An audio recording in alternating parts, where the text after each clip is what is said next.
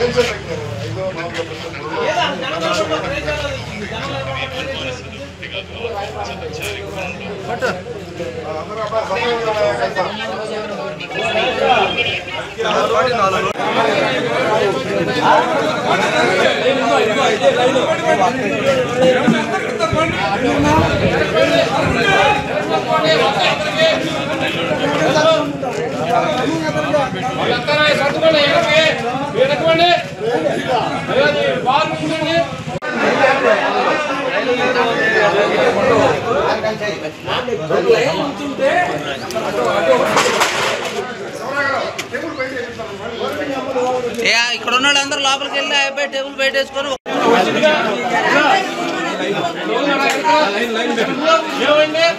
మీరే కానీ రైతులు లైన్లో రండి.